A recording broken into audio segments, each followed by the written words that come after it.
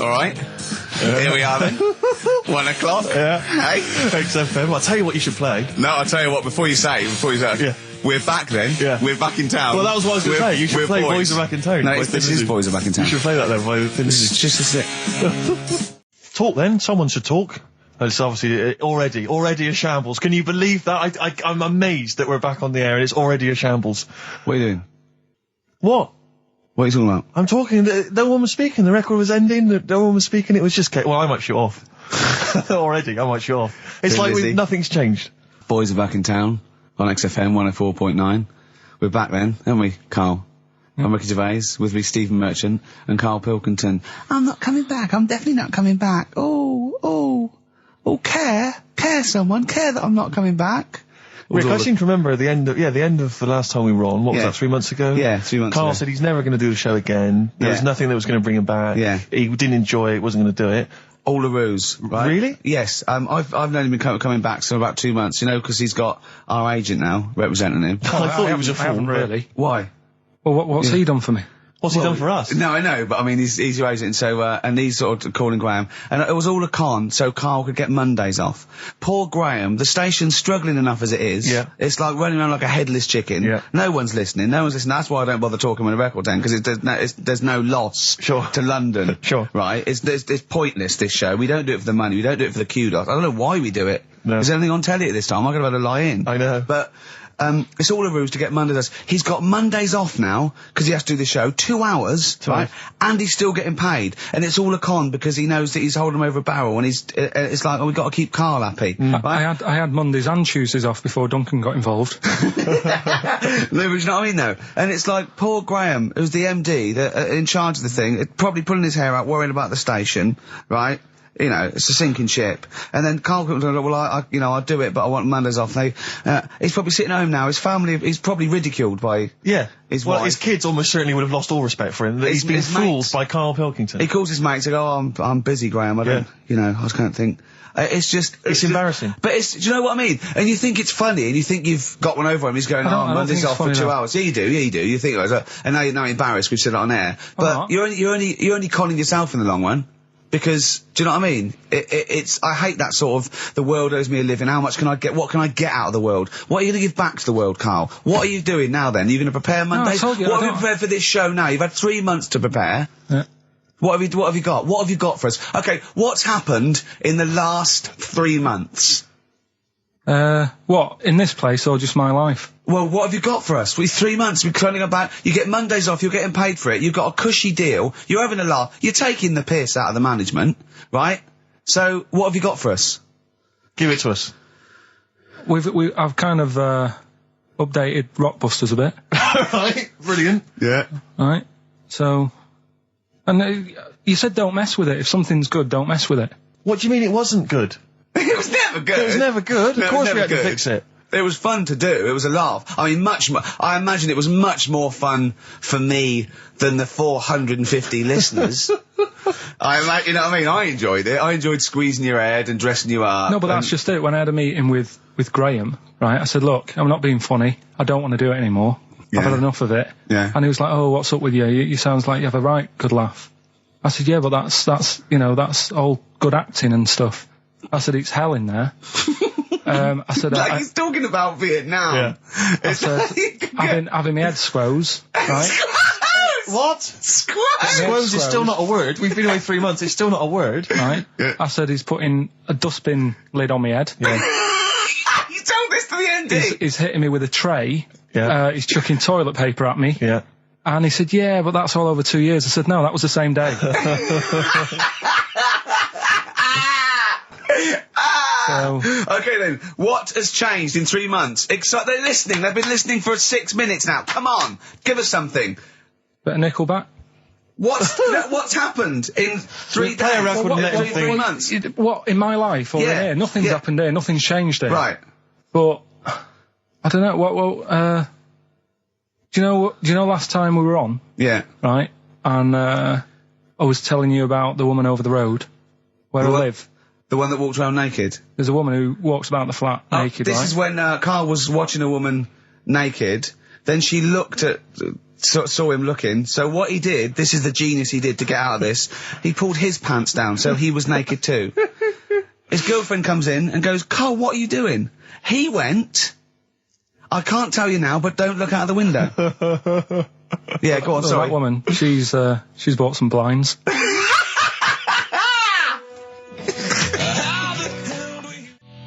Nickelback, Someday on XFM 104.9. How old's the bloke from Nickelback? He looks about 40.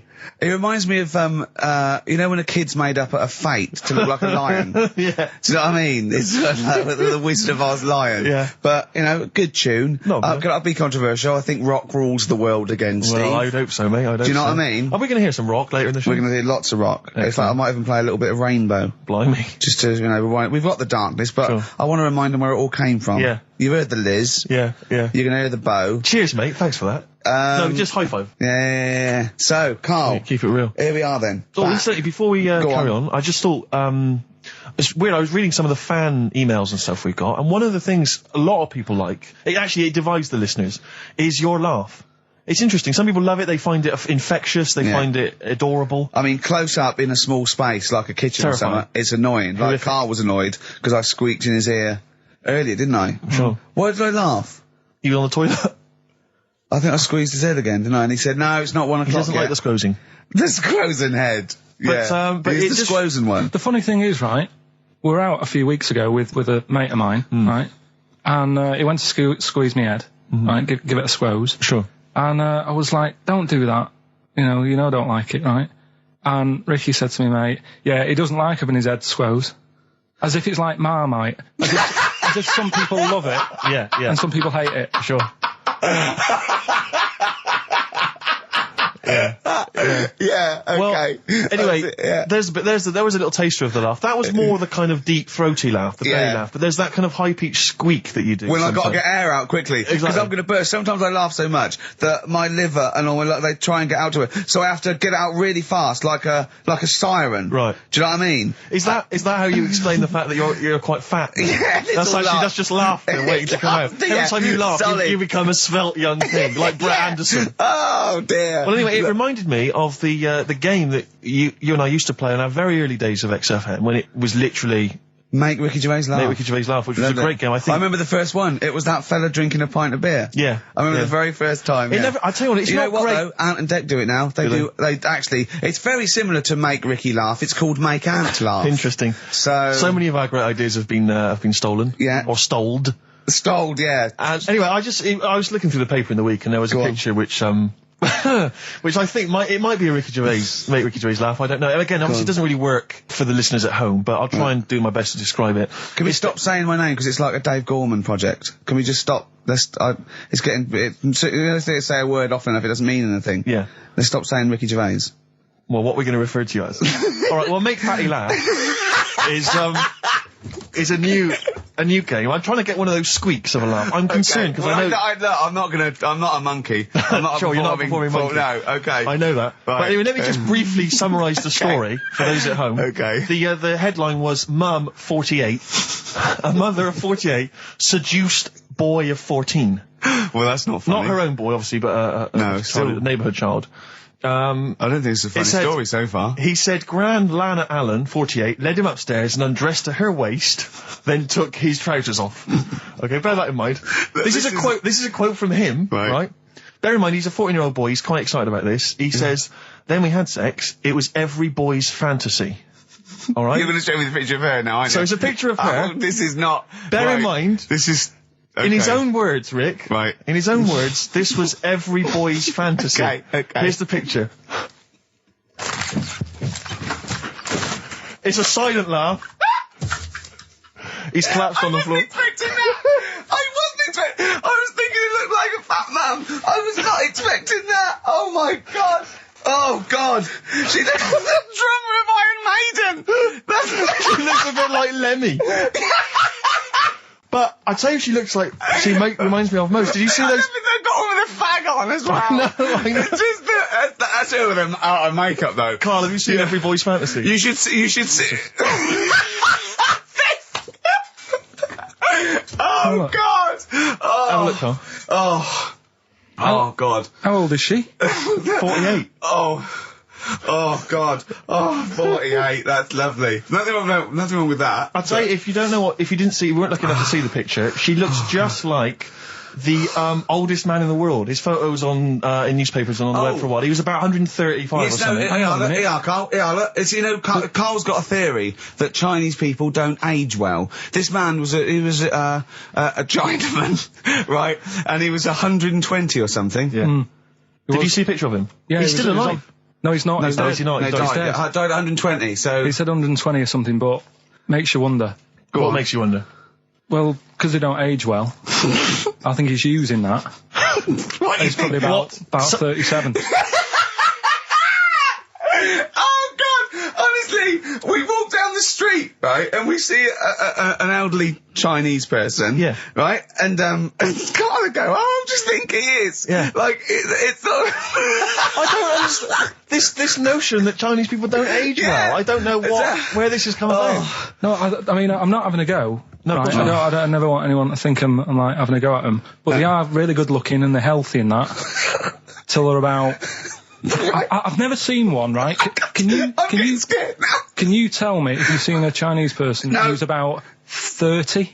It's either 20 or 50. There's no middle ground. This is what I came back for. This is 2 hours of absolute drivel from the brain of Karl Pilkington. Let me just check something. So the Chinese gentleman who died recently was 130. Your theory is your theory is that he's maybe in his late 30s, early 40s. Yeah. This is an elaborate conspiracy on his part, because obviously whenever they talk about the oldest people in the world, it is always a Chinese person. Yeah. Invariably. They do, yeah. I mean, they seem to win that every year. Go on. So your theory is that in those small backwater villages in China... Ross McWhirter comes to a little village. They go, the Guinness guy's on the way. He goes, well, until recently, the oldest person in the world, how old are you? And they're so embarrassed, because they think they look about 120, they go, 120, they go, really? Yeah, can I have his birth certificate? No. In fact, I think this Chinese bloke it wasn't verified by the conspiracy because he didn't have his papers. Didn't have his papers, no. So... Is this the same one or a different fella? I think it might be the same guy, I'm not sure. Try it on. So there's a huge conspiracy amongst these Chinese villages that every time... When you get to about 50, say you're 70. Because no one will believe us. Well, if you can confirm or deny that, then please email in ricky.gervais@xfm.uk. This is the Racist Show on XFM 104.9. Call in if you're anything less than a little mank. Outcast, Hey Ya, on XFM 104.9, with me, Ricky Gervais, you, Stephen Merchant, GQ Presenters of the Year. Radio Personalities of the Year. It's official. We're the best radio personalities of the year. We got that award sent to us, didn't we? And we did a little thing. But it was only our two names on it. It had your name, Rick, definitely. I remember that. It had my name. And your name. Didn't see Karl Pilkington's name anyway. No. And yet he's the one with the day off and the money and the conning the MD and making him cry at home. Let me just remind... Can I just check that again? So he's made a fool out of the MD. He's made a fool and all the major... Basically all the capital shareholders. About, I'm not sure if I'm coming back or not. I want a day off then. Which is the same day off as his girlfriend gets off. So he's just like walking around, I don't know, Hyde Park, just feeding ducks, when he should be working out what he can do instead of Rockbusters, which is basically Blockbusters with a word changed. Christ's sake. Right. If that's annoyed you, I'll tell you what is really weighing me up. Go on. The last week or so, this postal strike. I tell you, Rick, I have got no sympathy for him. I'd be a scab. I'd be walking through there and I'd be giving him the finger. I'd go, you can intimidate my family. I don't care. I don't care because the post has got to get through. Because I'll tell you what, it's not the fact that, the unions, they could organise a strike. I'm behind that, it's fair enough. But not when it's these wildcats. They're just out there, they're just taking days off, willy-nilly. They're sealing up the post boxes. It's going crazy. Maybe Carl could deliver a few records Monday. Well, I know Carl must be livid because probably his copies of the New Scientist and the Literary Review haven't turned up. So he's in a terrible way. And I got important documents that are supposed to be coming to me. There's nothing. There's hiding a hair of it. And I was cooking last night, and it got me panicked because I was thinking about if this just is going to spread now amongst other organisations and other groups. And you know what? Like a cancer. It was partly because I was cooking. Yeah. But I suddenly become terrified that they might go on strike. Go on. The guys in charge of the potatoes. Oh, anyone involved with potatoes. I had so much the mash farmers. last night. I had so much sausage mash at the second helpings that I had to sit on the edge of a seat so my stomach could hang down. I love spuds. Spuds and bread. I could not do without spuds and bread. I feel like maybe I could make my own bread. Spuds, I wouldn't know where to start with a spud. Yeah. And it's like, they're amazing. You can boil them, you can broil them. Yeah. I don't know what broiling is, but I suspect it's tasty. I don't think it's as good as, I mean, obviously the chipped potato is... For the working classes, it was always on. The chip fat fire was always on in my household. The ceiling, the death trap fire, polystyrene ceiling was yellow. Exactly. Come Wednesday in our house. Yeah. And, always had chips. Because all I remember hearing, if I think back to my childhood, all I remember was, gotta stop and get some potatoes, or phone your dad, tell him to get some potatoes. Well, that was your job, wasn't it? Carl? Yeah, the potatoes. Yeah. I mean, genuinely, it does concern me because what did you have to do? Didn't you have to fill a diary out for your teacher? Do you know when you're at school? I don't know if you do the same thing, but you get like a little red book, right? And every night, I think it was a way of the teachers sort of keeping an eye on you. So if you went out robbing, if you wrote it in your diary, they'd go what you're playing at. Sure. Right? So you'd have to write down what you did every night. Yeah. But I didn't get up to that much at that point. Sure. I used to just go on my errands. Yeah. And it was my job to like... I haven't had errand since the 70s. Nice to hear that. I went to Gervais, right, the little local supermarket. Yeah. And I got... what's it called? Euthanasia? What? I did... Gervais. Gervais. Yeah. H-U-G-H. Gervais. Oh, Gervais is his name, right. Yeah. And I just had to get like a bag of potatoes. Of course you did, yeah. And a loaf. Staple. So I used to put that in my diary every day, and it got to a point when like even the teachers were like, just make something up. Yeah. Stop putting the same thing in. Start joyriding or something. Live. I remember when Jane was little, she was at school, I think it was about 10 or something like that, to do a project over the week, and they were given a big list, like a list of 100 animals that they had to tick when they saw one that week. And the teacher knew she cheated because she ticked beaver. So she was trying to win and get it, but she knew, unless it was Susie Dibblethwaite's beaver. I know the school slut. I don't know, maybe. I don't know. But, it feels like the potato people have got me over a barrel. You know, I mean, they could hike the prices up. I still have to buy the potatoes. I got nothing else. I got to have that. You know, you got your fancy pastas for the upper classes, but for the working classes, it's chips or mash, isn't it, really? Yeah, no, I wouldn't worry. I don't think people who do potatoes are going to go on strike. I don't think so. Because we just go and pick them ourselves, don't we? Or grow them ourselves. Sure. What would be the most pointless strike? What would be the strike that we went so? Do you know what I mean? I'll tell you one strike that would go so. Those guys who do sketches in Covent Garden. Yeah, take a picture, or they do a caricature of you. The strike, imagine the strike! You go out and you go, well, I want one with a big nose and a big chin. I want them using caricature of me and my sister. Yeah. Oh, dear. But I need a sketch, I need a pencil drawing of Leonardo DiCaprio. Looking like a monkey. I mean, how are we going to get this? This is unbelievable. Yeah. I'll tell you also, the strikes that have no effect. What? Those, people in nightclub toilets. Who just, kind of there, they got the Lynx deodorant sprays. Oh, no, quite controversial at the moment with the Tweedy case. Oh, the Cheryl Tweedy case. Do you know what I mean? Sure, I got some thoughts on that, actually. Like what? Or maybe we play a record, I'll share my thoughts on. Well, coming up, some Steve Merchant thoughts on the Cheryl Tweedy case. XFM 104.9. Some R.E.M., Rick? What's the frequency, Kenneth? What's the frequency, Kenneth? I'll tell you, it's 104.9 XFM. I'm Rick Gervais with me, Steve Merchant, and Karl Pilkington. Karl, the user Pilkington. Just takes. Takes. Destroy the man. Go to you, Steve. You should talk like that more.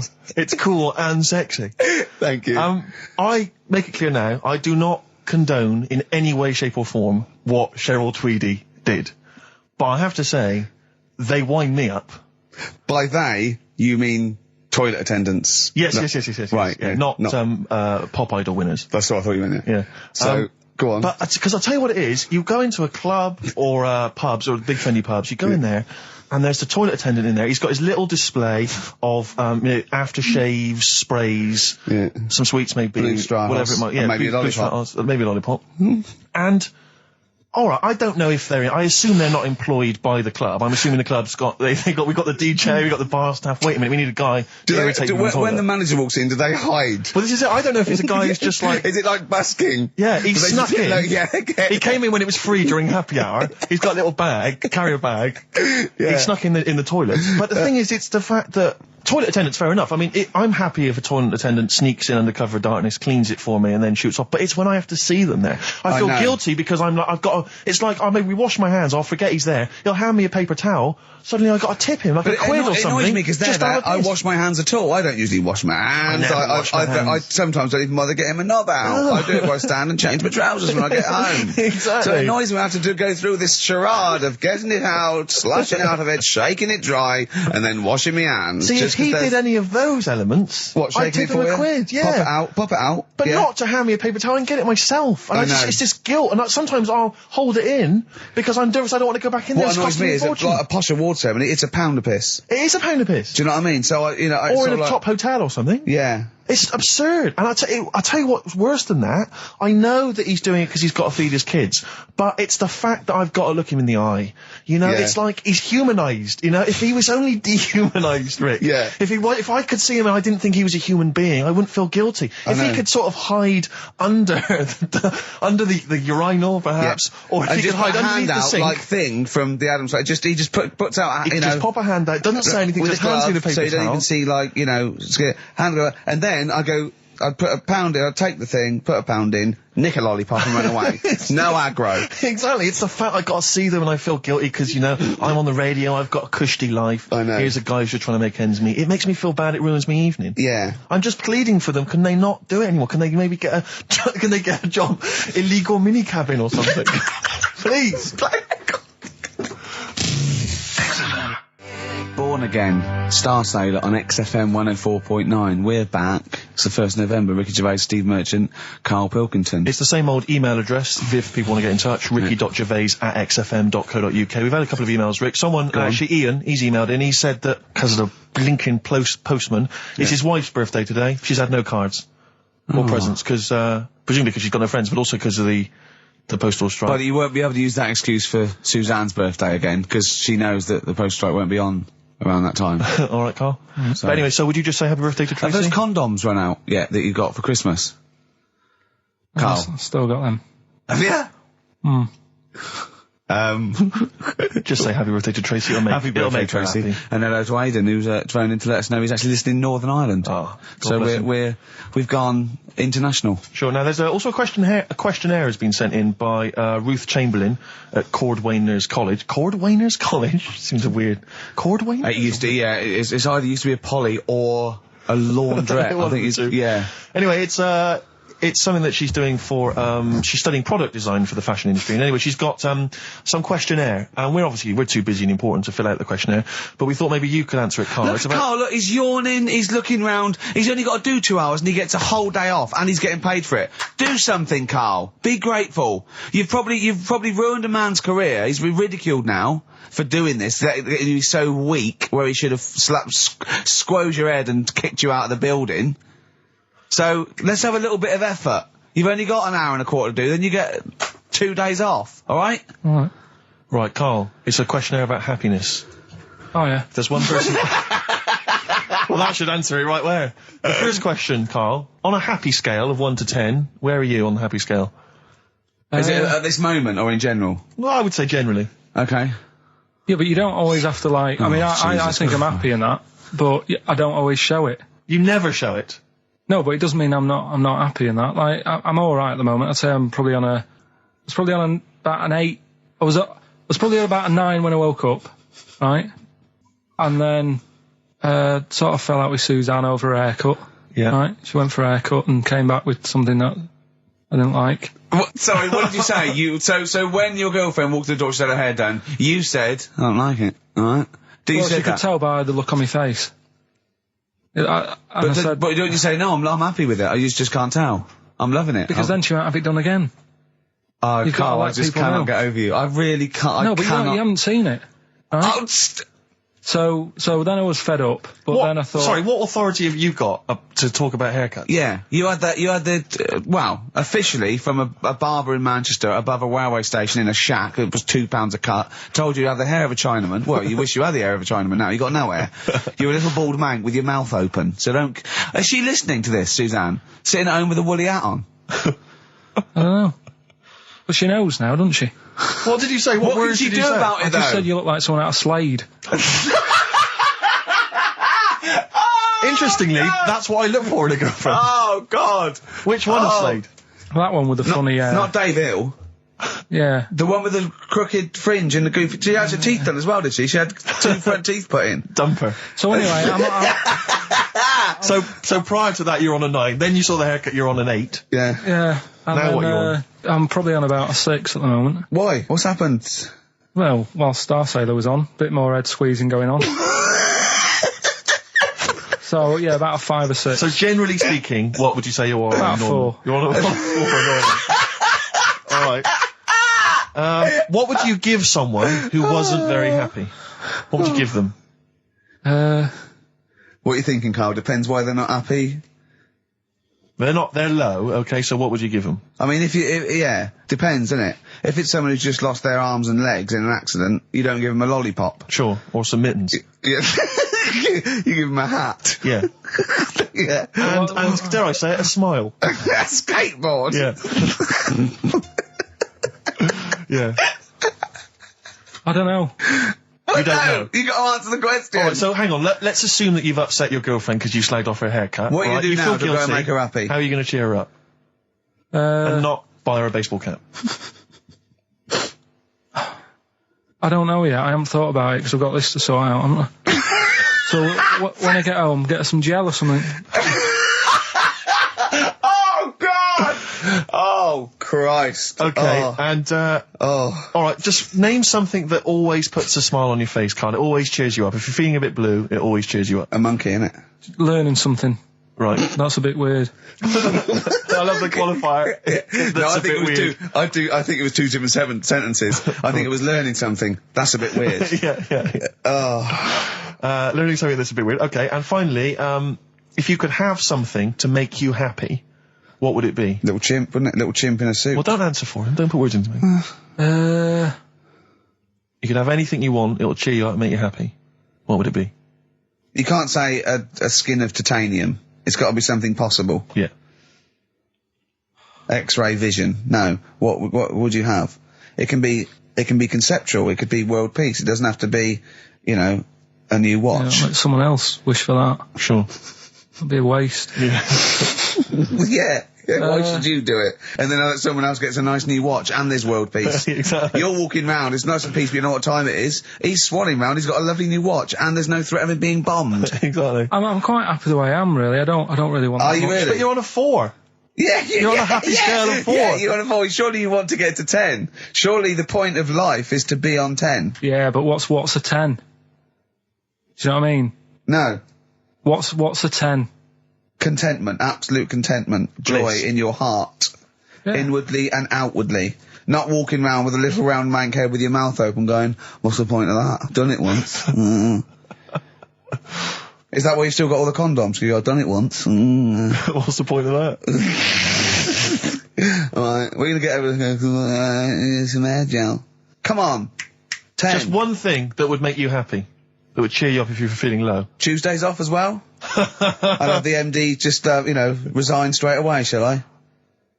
I honestly don't know what would make me happy just like that. Because I am happy. I know you say I'm fed up and that. Do you know what? He said he wouldn't want to be too rich. He said, because if I was too rich, then Suzanne would say, let's go around the world. He said he wants to be rich enough, so they're happy in that, they got their bathroom and everything, but they still can't afford any more holidays a year. Think of that wish. Think of that capping your wishes. Yeah. Do you know what I mean? Putting a ceiling on your ambition. I love it. It's genius. Look at his face. Play a record. It's like if you'd won that ticket round Charlie's Chocolate Factory and he'd said, actually, Carl, I want you to take over the factory. It was a test. You'd have said, I just wanted to look around the chocolate factory. Yeah. I'm happy to go back and live. No, he'd have said, I'll work it, but I'm not working Mondays. Exactly. Play a record. Imagine giving a chocolate factory to a kid. I know. Idiot. Give it to the fat one at least. He enjoyed it more. Beautiful. Billy Bragg from his Essential Billy Bragg compilation. Now, I know a lot of people are thinking Billy Bragg, I can't be bothered, politics, and I have to say, buy this CD, skip past every song that is, for instance, there is power in a union. Don't be duped by fascism. Yeah, it's your right and duty to vote. Yeah, right wing, wrong wing.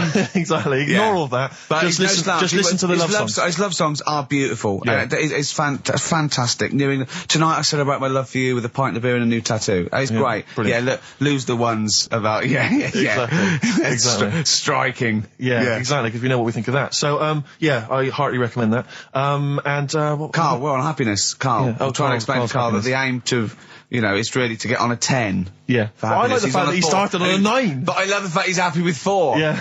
I love that. No, but what I mean is, right, I'm not looking for, like, happiness. Right. I'm You're all not right. looking for happiness? What? What's that for? What I mean is, right, I'm happy when I'm not fed up. So what I mean is, I'm happy. Is this your new book, Psychology of the Mind? What is that? I'm happy when I'm not fed up. That's like an 8-year-old trying to explain happiness. Johnny, what is it when I'm happy when I'm not fed up, miss? Well done. Good boy. That's it. You're happy when you're not fed up. Talk like an adult. Yeah, but that's what I'm saying to you, though. What? I'm happy most of the time. It's just that when things niggle me, I find that I realise when I'm annoyed more than when I'm happy.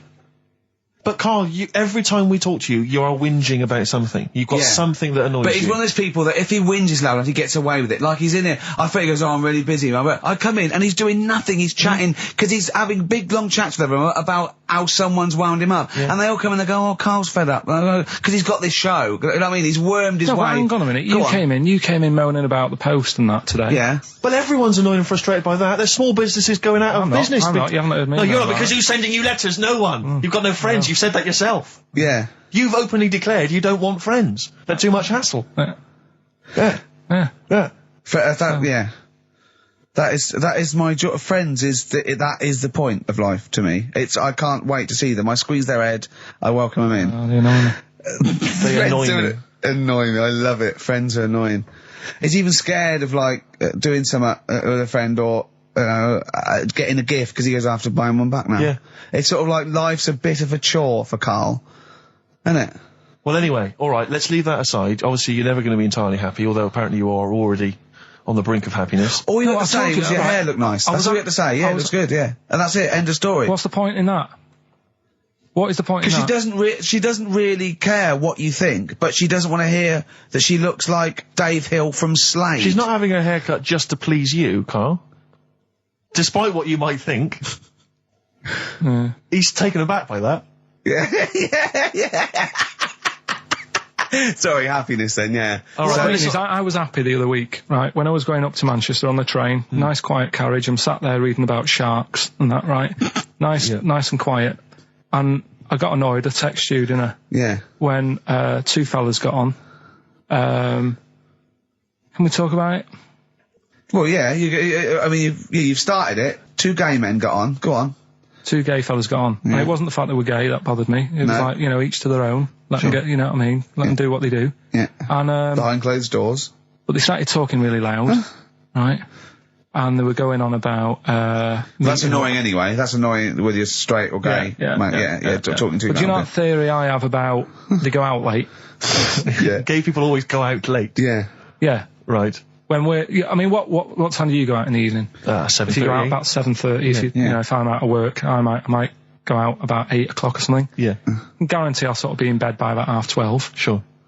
At that time, they're still sort of ironing the jeans, right? And the funny thing was, I've always said this, right? Dancing along to ABBA. You sort of said that's rubbish. I'm sat on the train reading about sharks. These 2 are talking, and they're going, "Oh, we can't wait to get there." And his phone goes, and he goes, "Hello," and on the end he goes, "Anyway, I'll see you at 1 then," right? Right. So I thought, well, maybe that's tomorrow. Could be 1 in the afternoon. That's when most people would meet. Yeah. And then he carried on talking. Most people would meet. Carried on talking, and he goes, "Yeah. So anyway, like I say, see you tonight. 1 o'clock is meeting someone." Yeah. I don't know why you go out that late. Do you remember when his favourite record of all time is The Killing of Georgie? Sure. He said, would he have been killed if he'd have been back at a decent time? Yes. There's no mention of the time in this song. And then the funny bit was, actually, that did make me laugh, right? When he'd finished talking on the phone, he said to his partner, right, oh, there you go, let's have a little chat. And the fella said, who was that? And he said, oh, it's Dave. He said, which one's Dave? He said, you know, the one with the shaved head. I thought, in the gay community, yeah, that isn't a good description. No. Do you know what I mean? Yeah, I know. They've all got little shaved heads. Before we move on, was the Sharks article interesting? Did you learn anything? It's pretty good. Was it? I'll teach you something about that later. Oh, okay. Is this educating Ricky? It wasn't, but I can teach you a bit. Yeah. Alright. That's good. Play some ads and that. Play some ads and a tune, and then have we got maybe a competition? Yeah. What have we got? We're all looking forward to that. Alright. Fortune Faded, Red Hot Chili Peppers on XFM 104.9. I'm Ricky Gervais, with me Steve Merchant and Karl Pilkington. Back for 2 hours a day, then a Monday off. Conning the management, baby, and sending this station spiraling down into the depths for his greed and selfishness. Yes. Okay. We were talking earlier about things that have happened when we were away. Quite a lot, but there's one thing I heard. It might be a rumour. I hope it's a rumour. I kept it from you, Steve, because I want you to sort of have spirits out, because we've been at it in the office and we've got to be okay. I'm just going to say it. I think Shed 7 have split up. Sorry, I didn't... Shed 7 have split up. I think I got something in my eye. It's just a bit dusty now, I think. So, okay, if it's true, it's true. If not, at least we got their music. Their music didn't.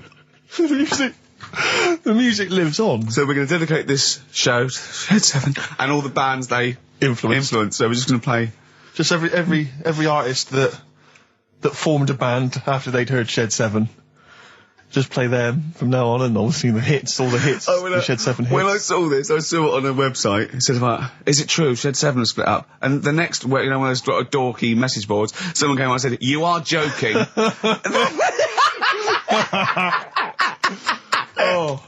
Oh dear, what else has happened? I just pray that it is just a rumour. It is just a rumour, yeah. Just call in if it's true. Well, no, call in yourself. Well, Shed, if Shed's listening, yeah, and he's not busy, he's got Mondays off now. Call in and say what was the split all about? Tell you what I read about. Sharks, monkeys, or jellyfish? It's 10 past, isn't it? We haven't done a little bit of knob news. No, right? We haven't done knob news, no. But it's been 3 months. It's been 3 months coming. There's this thing. I don't know the full story. I don't know how it happened, right? But little Russian fella. Yeah. He was sort of having sort of emptying his bladder, right? And somehow electrocuted himself. Right. And sort of did a bit of damage. How did he slashed onto some live wires or something like that? So did anyway, it damage to himself or to an electric fire or something? No, to himself. To himself. Yeah. And so the doctor didn't slip and curling tongs went up his arse when he was pissed, because that's happened a lot. In we've all been there. We've all shoved the old curling tongs up the arse when having a piss. Right. So I can't even be bothered. No, go on. No, we're interested. Come on, we're interested. You can't be bothered. You get Mondays off. Do some work. All right. So anyway, the doctor says, "Oh, it's not looking good. We'll have to take that off." What? And he's like, Novectomy. Yeah. Really? But the funny thing is, right? Nothing funny about that. They've done. You're doing me head in. Just tell the story. Just doing me head in. Oh, you can chill out on Monday. I've only got 15 minutes, but I'm going to talk to you every Saturday. I'm going to get the money's worth out of this, because you get Mondays off, and I can't bear the fact someone getting away with something like that, because it's terrible. So you're going to stick this out, or you're going to have to work Mondays. So take it on the chin, right? Okay. Just finish the story. Yes. I command you. Just do it. Anyway, so they said, he said, will you be able to sort me a little knob out? A prosthetic cock. Yeah. But they put him out for the operation. Yeah. He woke up. Yeah. Right, and he's thinking, oh, thank God that's over and done with. Yeah. They've only grown it on his arm. What are you talking about? You twat. Shut the... You're an idiot. What do you mean they've grown it on his arm? Apparently, that's the way they do it. Oh, yeah, but to then put it on... That wasn't a mistake. It wasn't doctor going, did it go there? Some bloke I didn't do a degree. Are you a real doctor? Yeah, yeah. No, but why put it there? Because it's got to grow. It's got a graft there, so they can control it. To skin tissue. But on your arm. Well... But they're going to remove it from the arm itself. What do you mean on the back? On your back? Somewhere, well, we can't wear a T-shirt. Yeah, but you could have He's in hospital. But this way he can still have a little tug, can't he? But they'll leave it there for quite a bit. It's not... Do you know what I mean? It's not going to be like, oh, it's just there for a few days. Yeah. It's there for a bit. That's not good, is it? So he's got a cock on his arm? Yeah, what's up with that? What do you mean, what's up with that? Well, I mean, we could say it's a thumb or something, couldn't he? Yeah. But they remove it. Be good for hitching. Down below later. If you had a knob instead of a thumb and you went hitchhiking, just tickle it, and they can see it like a mile down the road, couldn't they? Posting. Yeah. If I'd lost my knob, I'd go, oh, I'm not going to have all that stuff. Just whack a pair of tits on me. Do you know what I mean? I think, oh, just forget it. But why not just put it where it should be straight away instead of messing about? Where should it be straight away? You know. On the forehead. Listen, are we doing a competition? Let's play a tune. Carl, you can't be bothered. Right, okay, we're going to scrap this and you're going to work Mondays again. Since You've Been Gone by Rainbow on XFM 104.9. Well, it's what the Londoners have been waiting for. It's Rockbusters, isn't it, Carl? Well, it's not Rockbusters. It's something we've done. It's a bit like Rockbusters, but it's been tweaked. Brilliant. Right? So remember that it's done with sound effects and that. Oh, God. Really? What do you mean? All right, come on. Right, remember this one? We tried it before. Hold on, wait a minute. No headphones on, right? Hold on, wait a minute. And this is one you've done in the past. This is not the competition. This is not the competition, but I said, like, what song is this? Right. Smack my bitch up, yeah. Brilliant. Smack my bitch up. Yeah. Right, so it's kind of that, but rather than just doing songs, it's that film or song sounds good. You know, when you do these things, you can't do them in the week. You've got to do them either Saturdays or Mondays. Yeah, I do, yeah. Well, I'm going to check on that, because that really annoys me. Because it's been done, so it doesn't really, you don't have to worry about it when it gets done, do you? Because it's done, so. Well, yeah, but I don't want you taking time out of things you should be doing at work. You're already weaseling way out. XFM's going down the tube, and you're taking the piss left, right and centre. Right, so here's this week's little grab. That film or song sounds good, so what is it? Come here.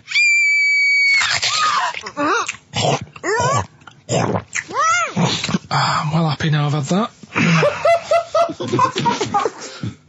What? Right? It's a film or a song title, is it? No, it's a film or a song. What do you mean? Forget that. It's a film. What are you talking about? That must have taken you 3 minutes. I didn't do it on a Tuesday, though, because that's cut into precious time. Have you seen how long a trial takes him? About 30 minutes. And Sorry, let's just concentrate for a second. Okay, right. This is a film, This is a film title. The title of a film. Yeah. Play it again. Come here.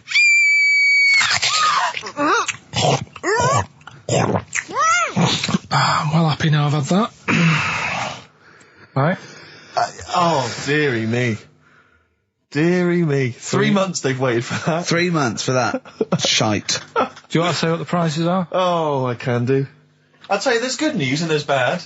I don't know, I think maybe this is what people think of Carl's quizzes. This is the respect they show us. Because you know that the various companies, they'll send you product which you can include in competitions. It's a promotional tool. Yeah. They've sent us I'm Alan Partridge, Series 2, and Fawlty Towers, the complete series. Brilliant. On VHS. I mean, who's got a video player anymore, Carl? It's for losers and the working classes. Yeah, for up north. They still sell them up north, I think. Thankfully. In market stores. It's been redeemed. I mean, I wonder how we got hold of that. Yeah. Yeah, The Office Series 2 on DVD. That was a nightmare, getting hold of that one. The best album in the world ever. It's got stuff on there. Super Furry Animals is on there. Supergrass. Gold Frap. And also the best of the Boomtown Rats, which is not bad. And a couple of Teachers DVDs. So some good stuff there amongst the VHSs. And you can win all of those treats by identifying this film. Oh, God. Come here.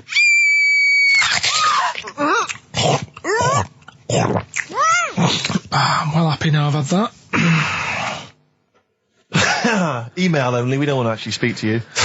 ricky.gervais@xfm.co.uk. I'm sorry if that's brought you down, it's made us feel Can I just say something? What's the phone number, Carl? 08700 800 1234. 08700 800 1234. Call up for no reason, because I want Carl to answer the phone. He hates doing it. So call up and talk to Carl.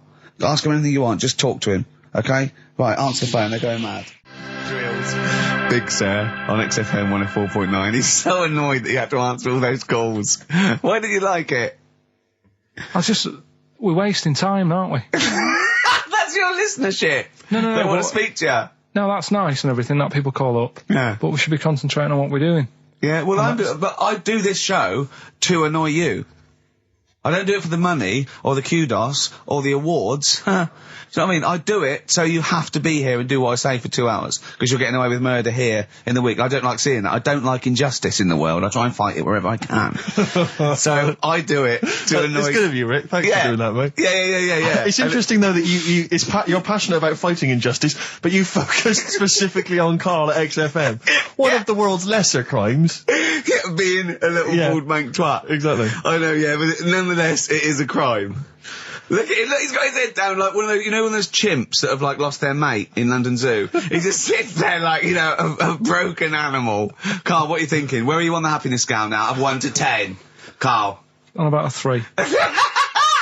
Go on, Steve, what are you going to do? Well, we were talking earlier about stuff that happened while we've been away. We don't talk I haven't been this upset since Skunk and Nancy broke up. Yeah, I know. Cheryl Tweedy. Tweedster. We've done that. We've done the Tweedster. Well, of course, the war. Is that all done and dusted now? I think it's pretty much over. I think we've sorted that out. Okay, good. What annoys me is people going about going at Tony Blair and Bush, right, for like bombing stuff and all that. But my point is this, right? Those bombs have all been bought and paid for. Yeah, the taxpayer, they're yours. And I'm not a scientist, but I think bombs go off. I think so. And if you don't use them, you lose them. So let's use them. Exactly. Do you know what I mean? It's like tinned food. It lasts for a while, but eventually it's going to go off. It's like anything. Oh, we better eat that. No, don't open the fresh stuff. Don't build the fresh ones. Let's use the old ones. Exactly. So because they're just stockpiling there, and they cost us millions. I know. We want to see if they work as well. What? We've never tried that one. Use them. Use them on just Oh, exactly. Karl, who would you bomb if you could? I wouldn't. No? What do you mean? Well, imagine you could bomb a country. You're not actually going to bomb them, but you're just going to frighten them. Just going to put the frighteners on them. Frighten them, yeah. You're just going to go, I'm going to bomb you, and then obviously... And they'll go running, hiding under tin shelters and that. Yeah. Ricky's house? No, come on. What country? No, what country? I wouldn't. Honestly, no one sort of makes me fed up or anything. No one makes you fed up? Not enough that I want to bomb a place. You're not actually going to bomb them. I won't get involved. I just say, let someone else do it. Sure. Typical, isn't it? What about you, Rick? I got a list here. You know who I'd threaten? Go on. The Swiss. Oh, they've had it easy. They've always had it easy. They've always chicken out. It's that equivalent of having Mondays off. Exactly. Like, we don't want to fight. Exactly. You can both walk through it. You know what I mean? Yeah. We're a carpet. Exactly. While we're busy sorting out fascism. Yeah. Or Osama bin Laden. They're just chilling out. They're holding ours and Hitler's coat. Exactly. Do you know what I mean? Little weed. Yeah. Both turned on them. Yeah. And I'll tell you who else. This will just frighten them up. Just shake up a bit. Iceland. They've had it easy. Because they have stayed out of everything. They have not been involved in anything as far as I can tell. But you don't have to bomb them, do you? Eskimos, they've never been involved in anything. I know, but don't bomb them, just pour hot water on their igloos. Exactly. Just send a plane over with warm water. With a big flask. Yeah. No, just to shake things up a bit, just to keep them on their toes, that's all it is. Why would you live there? If you could choose, I have no idea. If you're an Eskimo and you're born, little baby, you grow up and you go, what? I'm sorry, I'm eating ice and fish for the rest of my life. Well, fair enough. Having a laugh. Fair enough, like years and years ago, but now, presumably, they're aware of the proper house and the fact you can live in, say, Somerset or the south of France. I know, but it's like, haven't they learned? It's sort of like, they haven't even got, they're not even on as good a thing as the North American Indians. Now they're sort of pierced up. They got smoking fags. They live in lovely little cages. They're all brought to their little village. They're having a whale of the time. They don't have to go hunting anymore and killing buffalo. And the same with the Eskimos. Let's get them some beer and fags down there. Knock the igloos down. Build them some lovely little semis or like... Or just a little kind of trailer or a caravanette or something like that. It's got to be better. It's got to be preferable. I know. Some of them now have got TVs built in, Rick. I know. And showers. Yeah, they've got cable and stuff, have they? Yeah. Or is there one sort of Icelandic channel? Get satellite or whatever, wouldn't you? Magnus Magnusson. Yeah, exactly. Probably doing... There's loads of Mastermind reruns. Yeah. And Pingu. Just on a loop. That's porn over there, Yeah, though. exactly. Oh, brilliant. No, that's like a hardcore documentary. This is Racist FM 104.9. Yeah. So, who would you like to see bombed? Or not bombed, not bombed, but just put the frighteners on them. Email Ricky.Gervais, XFM. Anyone. Any nation or anything. Karl, thoughts? Play a song?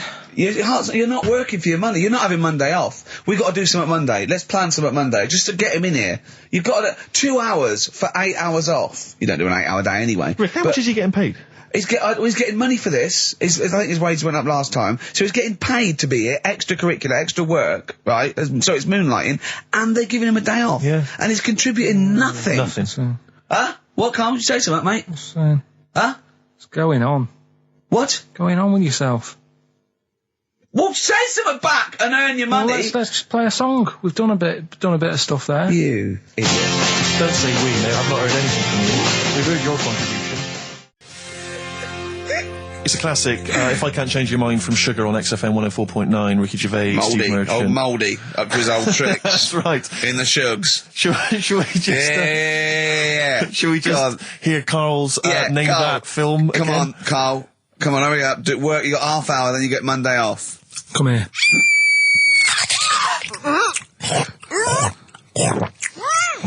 I'm well happy now I've had that. So Ricky.Gervais at xfm.co.uk. What's Carl's email address? Is it carl.pilkington at xfm? So everyone sends an email on Monday just so he gets back and he's got to do something on Tuesday. Yeah. Maybe he should have took the load off on Monday. I don't know. XFM. PIMP, 50 Cent on XFM 104.9. Me, Ricky Gervais. You, Stephen Merchant, and you, Karl Pilkington. Alright? What are we doing then? How are we going? Carl, how are you feeling? On a scale of 10 now, happiness scale? Just building back up again a bit. Yeah? Why? Probably on about a 5. Oh, that's not bad. What changed it? Just calm down a bit. Yeah.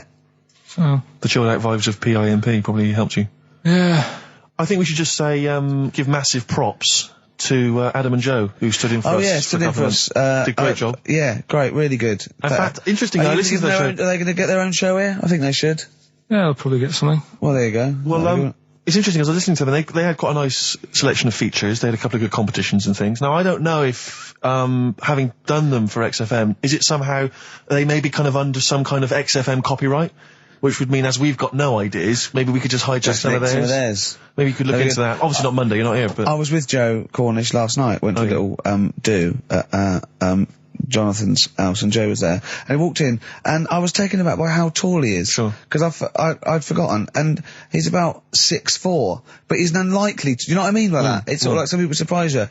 And, he was going, you know, I don't consider, 6'4", big. I said, well, it is pretty big. I said, but I know what you mean. I walk around with Steve Merchant. Yeah. And, he went, how tall's Steve? And I said, 6'7". Yep. And Joe went, oh, that's nearly a disability, isn't it? Do you know, he's absolutely right as far as I'm concerned. No, do you know, I've genuinely, since school, I used to go to school with a little disabled fella. Lovely guy. No, I swear to God, lovely guy. And I remember he came in when we got in the sixth form, and he'd basically got, I don't know what the ins and outs of it were, but as far as I could tell, he'd got a car for free. A specially converted car. Yeah. You know, because he was disabled. And he was driving that around. Same as Carl. Me. I need this, I need that. But it seemed to me that I was thinking, well, why can I not get something similar? Because there are some cars I can't fit in. Because I'm too tall. I genuinely cannot drive the smaller cars, the cheaper cars. I'm obliged to buy a more expensive, larger car. Because I can't fit in the tiny. Yeah, that's like saying you've got to pay more for your shoes because there's more leather, which is true. Which is absolutely true. It's a nightmare getting shoes. But fat people have to pay more. Do you know what? It's a nightmare getting chairs, comfy chairs that I can sit in the home. I sit in a chair for very long and my back's killing me. Now, how is that not a disability? But no, you don't see people like me whinging. But I think tall people, I read an article that taller people on average, get higher wages through an advantage, or just because they're taken more seriously than little dumpy fellas. Sure. Do you know what I mean? But I don't think I genuinely don't think there are many benefits of being really tall. People seem to assume there are, but beyond the fact that I can reach things down from a high shelf, I know. I don't think there's any real perks. I've seen you hit your head a few times. That's a disability. I know, I have seen you hit your head a few times, and I think, oh God, that must have hurt. Obviously I'll make sure okay and then laugh. Of course. But I know it must be annoying. Thanks, mate. No, but I mean, there's a pub, there's one pub in Soho that he has to go down backwards. Yeah. He has to lean back, it looks like a limbo dancer. Yeah, they've almost got to lower me in on ropes. I always find it amusing. But like for instance on a plane, on an airplane, I can't get some of the seats, I can't fit in some of the seats. Not in any way, not the way that I could. Because how is that not a disability? There's some seats that people can't afford because they're poor. It's not a disability. That's irrelevant. Don't go on a plane then, because you're poor. if you can't afford to go on a plane, you can't afford to go on a plane. You should have studied hard at school. But what annoys me about that is there's a physical disability I was born with. There's a weight allowance, so I might not be allowed loads of bags on, but there might be a big fat pig in the queue who's allowed the same chocolate allowance as me. That's because they've been eating like a bloater. I couldn't stop myself from growing this tall. It wasn't a conscious decision. I didn't think, I'll tell you what, I won't smoke when I'm a teenager. Maybe I'll shoot up. I'll eat healthy. I'll probably add an extra 2 feet. It just kept going. You do eat too healthy. You eat way too many greens. But that's not why I grew to this height. It's a genetic thing, isn't it? Yeah, but if you lived near some sort of pylon or something and just, as I say, smoked from an early age, you wouldn't have been that tall. Don't think when I was a gangly teenager having the piss taken out of me, I wasn't thinking I wish I'd been born near a pylon. Or Chernobyl. Could your mum or dad, could they have banded you like they did with little, didn't they do that with someone's feet? Well, yeah, concubine, yes. I didn't come out this tall, did I? No, but slip it in the blood. And how would they bandage it? They'd have to bandage him round the feet and round the top of the head. Yeah, I'd be walking around like a mummy. Yeah, or a bonsai boy. But people didn't really realise I was going to be this tall until I was 14 or 15. You know, you don't realise when you're an 8-year-old. How tall were you when you were about like a gangly... Okay, so a typical gangly teenager, 15. How tall were you at 15? I don't know, 6'5" maybe? And I bet you were like a beanpole, weren't you? Well, of course. Yeah. And what sort of glasses did you have? Cool. No, what did you have? I don't know, a monocle. No, I can't remember. Did you wear a bow tie once? I wore a bow tie? I thought I was trying to preempt the styles that might be coming around. I think I've been watching a lot of George Formby films. And I thought it can only be a matter of time before the bow tie comes in. I thought it might be quite kind of urbane and debonair. Yeah. So what was Robin Day at the height of his fame? I think he might around this time. Yeah. Yeah, I wanted to go for that dandy look. I thought that's what the girls would go for. I know, the dandy. Oh dear. So I still want to see you with a pipe and trilby. Yeah. I just think you'd look great walking on the street. Yeah. Oh, I genuinely, I really, it does frustrate me that I don't get any allowances. It doesn't count as a disability. Well, it does count. No, it doesn't. It's not a disability being 6'7". But how can you explain, for instance, travelling on a bus or a coach? There's some seats I can't sit in. The only disadvantage is, people look. I've seen people stare at you, but they stare at me because I've been on the telly. What's that a disability? People being recognised. Yes, but you could avoid that by not being on the telly. It's your choice. This is my point. It's your choice. Yeah, it's the same as the big fat people. It's their choice. It's a different sort of stare, isn't it? I've been there. Yeah. When the sort of stare that you get and the sort of stare. Well, obviously, sorry, Steve, but I'm gonna, follow up this inquiry. What do you mean, Carl? No, I'm just saying it's more of a stare of fear than, like with you, they go, oh, it's him. Yeah, go on. Whereas with you, it's more like, jeez. Do you know what frustrates me? What? I thought he did deserve having a Monday off. I've changed my tune. Yeah. Sometimes you don't realise this, listeners, but sometimes I'm an intermediary. I do step in when he's winding him up, because Carl gets to the point where he's going to explode. Yeah, and it's crazy. Okay, Jeff. And I step in, and this is the kind of response I get from Carl. This is the kind of back chat I get. Well, I tell you, he's a little user. I'll tell you what, because he's too scared of winding you up, because he knows that you'll just walk out of here and he won't get his Monday off. Absolutely. Play a record, you little oik. Weasel. You're a weasel. Title track from an album called 1972 by Josh Rouse. Well worth listening to. XFM. Yeah. Ads. Yeah. Joe Jackson, Different for Girls on XFM 104.9. Ricky Gervais, Steve Merchant, Karl Pilkington. He's annoying me now because he's got a day off and he's got 2 hours and he's miserable. He's not even doing anything to the show. It really annoys me. Well, hang on, wait a minute. You've forgotten his brilliant film quiz. Yeah. He's contributed that. That he probably did during the week. Well, do you know what I mean? What, are you going to change your attitude, Carl, or what? Or should we just, not bother with this show? Told you. What? Don't annoy me and you'll get the best out of me. Yeah? I told you, this show is to annoy you. You knew that. But this is what you're going to get. Do you know what I mean? But no, you've got to be good and get the day off, or there's no point for any of us. Right, if you were having an operation, would you annoy the doctor? What? He can't concentrate, can he? Don't wind him up. The fact that he's a doctor. All of a sudden. Yeah. He's got to press a button and find out what a monkey did in 1932. And he's, Where's the monkey news? It's been a bit quiet, hasn't it? I've been... What, in the last 3 months? Okay, there was something that I found last week about one that was in an old people's home. It escaped from some zoo. It was wandering about. It was enjoying itself, and then when it got to the night time, it was like, oh, what am I going to do? And the first place it came across was like this old people's home. Yeah. Went in there, I think it was there for about a week and a half without anyone realising. No, it did. No, so the helpers and the nurses and the social workers and the matrons and all that, they thought, well, Mr. Sanders looks a bit hairy. But I mean, that happens, you know, it comes out your ear and your nose when you get to about 70. And he stooped over, yeah, of course he has. He got bow legs, yeah. And he eats more fruit, of course he does. Well, that's when they realised. Why? Because someone in the kitchen said, hang on a minute, getting through more bananas than we normally get.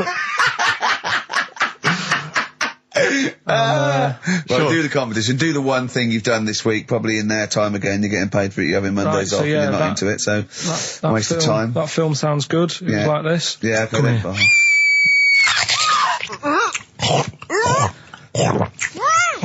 I'm well happy now I've had that. Oh, yeah. Right. So that's a bit of a cryptic clue. Yeah. Someone eating this woman. Yeah. And he's happy that he's had that. Yeah, go on. Yeah. That was Gladiator. So. Who wins? A couple of people sent in Hannibal, which would still work. Yeah. And someone else sent in Maneater, which I suppose works. Although he did put the thing in about I'm well happy, glad. Yeah, I know. I know it's not. So. It's not worth the I don't know £100 he gets for this and a day off. No. Well, Eva, who got the answer right. Well done to her. I'm going to give her the prizes. She said that she'd heard this before on Christine O'Connell's show. This is really annoying. Right, that's it. You're going to do something, or we're going to stop this and you have to work Mondays again. Because you are taking the piss out of me, you're taking the piss out of Graham, and you're taking the piss out of London. I'll see you next week, and you can change your attitude. Limp Bizkit. We may be back next week. It depends how Carl gets on. Maybe he bucks up his attitude. Thanks for listening.